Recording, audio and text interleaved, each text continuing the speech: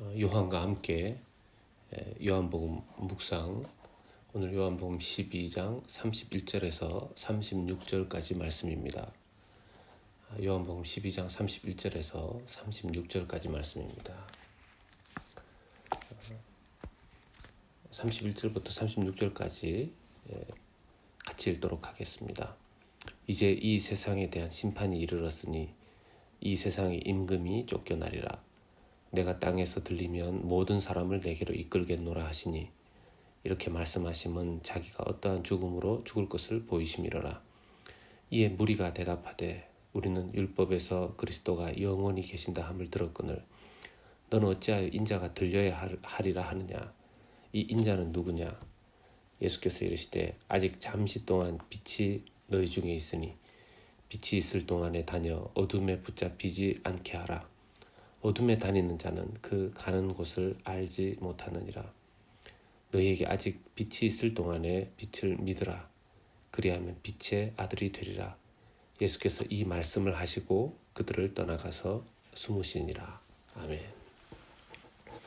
오늘 이 말씀 가지고 하나님의 빛 가운데에서 살아갑시다.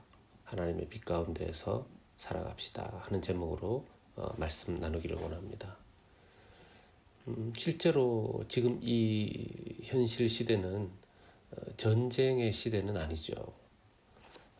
큰 세상의 전쟁들은 이미 좀 오래전에 끝이 났습니다. 물론 나라들마다 다소 국지전이 있긴 하지만요.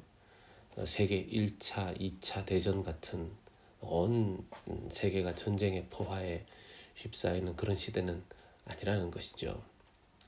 그런데 지금 어느 나라에 전면전 또는 핵폭탄 하나 떨어진 곳이 없는데요. 지금 온 세상이 굉장히 어두워져 있습니다. 그 코로나19 이 사태 때문에 좀 그렇죠. 계속해서 희망의 빛을 찾고 있지만 언제쯤 빛이 비추어질지, 언제쯤 이 희망이 손에 잡힐지 잘 모르겠다 하는 그런 시대를 살고 있습니다. 이런 일이 일어날 줄 알았다면 좀 더 우리 개인적으로나 또 국가적으로나 잘 대비할 수 있었을 텐데 그렇게 했으면 좋았겠지만요. 막상 닥쳐보지 않으면 현실적으로 준비하지 않는 것이죠. 사람들은 소망합니다. 또 기도하고 있을 겁니다. 언제쯤 다시 이전의 그 밝은 빛나는 일상 속으로 돌아갈 수 있을까. 그렇지만 눈에 보이는 현실적인 것 참 어둡고 그렇습니다. 그런데요, 눈에 보이는 현실적인 것만 그런 것이 아니라 영적인 세계에 어둠과 빛도 있습니다. 하나님 알지 못하고 세상에 둘러싸여서 어둠의 세상 주관자들인 마귀에 조종당하면서 또 그렇게 사는지도 모르면서 살아가는 그런 어둠의 세계가 있고요. 하나님을 알고 믿고 하나님의 빛 앞에서 말씀의 빛 안에서 살아가는 빛의 자녀들이 누리는 그런 세계가 있다는 것이죠. 사실 항상 어두운 데 살면 눈이 멀어버리고 그 어두운 것이 이제 눈이 멀어버렸으니까 당연하다고 여기면서 살아가게 됩니다. 마귀는 인간으로 하여금 항상 어두운 데서 살아가게끔 하죠. 그래서 어둠에 붙잡혀서 어둠 속을 다니다가 결국은 그 끝이 어디겠습니까? 오늘 말씀 요한복음 12장 35절에 하반절을 보면요. 빛이 있을 동안에 다녀 어둠에 붙잡히지 않게 하라. 어둠에 붙잡힐 수 있다는 것입니다. 어둠에 다니는 자는 그 가는 곳을 알지 못하느니라. 자기가 어둠 속에 있는지 잘 모르고 마귀에 의해서 계속 가다가 그 인생의 끝은 영혼의 파멸인 것이죠. 영원한 나락으로 떨어지게 되는 것입니다. 조용히 어둠 속에서 마귀가 인류를 끌고 가기를 원하는 것이죠. 그런데 예수님은 오늘 말씀 속에서 자기 자신을 향해서 계속 빛이라고 말씀하십니다. 요한 1서 1장 5절을 보면 이런 말씀이 있습니다. 우리가 그에게서 듣고 너희에게 전하는 소식은 이것이니 곧 하나님은 빛이시라. 그에게는 어둠이 조금도 없으시다는 것이니라. 아멘. 하나님 빛이시다. 예수님 빛이 되는 것이죠.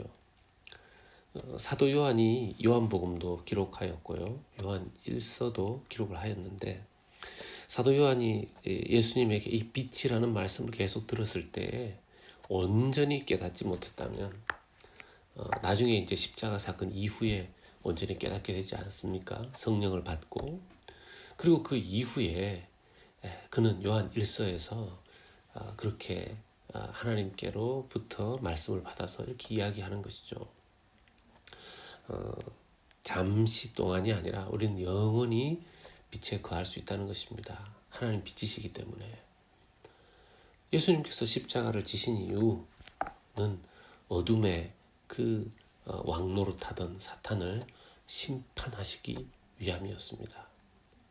어둠은 사람들로 하여금 죄를 지어도 짓는지도 모르게 합니다. 또 그렇게 죄를 짓는 것, 죄는 어두움을 또 좋아하는 거죠. 계속 악순환이 되는 거 아니겠습니까? 예수님께서 그 죄를 해결하시기 위해서 인류의 죄를 어깨에 지시고 십자가에 오르신 것입니다.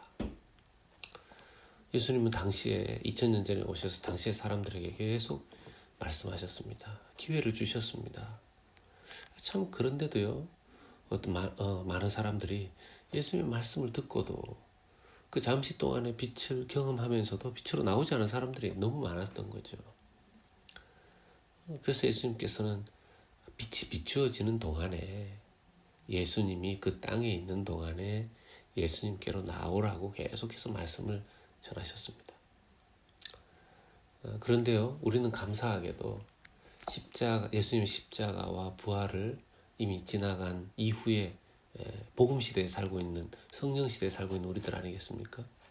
이제 우리는 잠시 동안의 빛이 아니라 영원한 빛에 거할 수 있습니다. 영원한 빛에 거할 수 있습니다. 예수님을 믿으면 영원히 빛의 아들이 되기 때문입니다. 오늘 말씀 요한복음 12장 36절에 너희에게 아직 빛이 있을 동안에 빛을 믿으라. 그리하면 빛의 아들이 되리라. 예수께서 이 말씀을 하시고 그들을 떠나가서 숨으시니라. 아멘. 빛이 있을 동안에 빛을 믿으라. 그리하면 빛의 아들이 된다고 그랬습니다. 빛의 아들이. 빛의 자녀가 하나님의 자녀가 된다는 것이죠. 그런데요, 이런 질문이 생기죠. 우리가 만약 예수님을 믿어서 빛의 아들이 되었는데 왜 우리의 삶은 때로 어둠 속에 있는 것 같고 또 실제로도 어둠이 나를 가로막고 있고 넘어가지 못하는 그 어둠의 걸림돌 속에 살아가는 것 같을까 하는 그런 질문입니다. 왜 나는 빛 가운데 머무르지 못하는가? 그런 생각이 드는 거죠. 영원한 빛의 자녀로서 빛 가운데 이 땅에서 머무르는 비결은 두 가지가 있겠습니다. 첫 번째는요, 하나님 앞에서 살아가는 것입니다. 하나님께 날마다 나아가는 것입니다. 주님 앞으로 날마다 나아가는 것입니다. 우리의 죄성은 자꾸 하나님을 피하려고 할 때가 있어요. 자기 마음대로 살고 싶어서. 그런데 우리는 자꾸만 하나님 앞으로 나아가야 합니다. 빛 가운데 빛 앞으로 나가야 합니다. 두 번째는요, 죄를 고백하는 것입니다. 죄를 고백하는 것입니다. 자기 속에 그 어둠을 좋아하고 내 속에 그 죄를 자꾸 품고 있는 것이 아니라 하나님께 자꾸 고백하는 것입니다. 자백하는 것입니다. 요한일서 1장 9절 말씀에 만일 우리가 우리 죄를 자백하면 그는 미쁘시고 의로우사 우리 죄를 사하시며 우리를 모든 불의에서 깨끗하게 하실 것이요 하셨습니다. 우리 죄를 자백하면 그는 미쁘시고 의로우사 우리 죄를 사하시며 우리를 모든 불의에서 어둠에서 깨끗하게 하신다는 것이죠. 어두운 세상 속에서도 빛 가운데 살아갈 수 있습니다. 우리가 예수님에 의해서 십자가에 의해서 우리를 빛의 자녀로 삼아 주셨기 때문입니다. 오늘 하루 세상 속에서 빛 가운데 살아가는, 빛 가운데 거하는 빛의 자녀로, 귀한 하나님의 자녀로 살아가시는 귀한 하루 되시기를 주님의 이름으로 축복합니다. 아멘.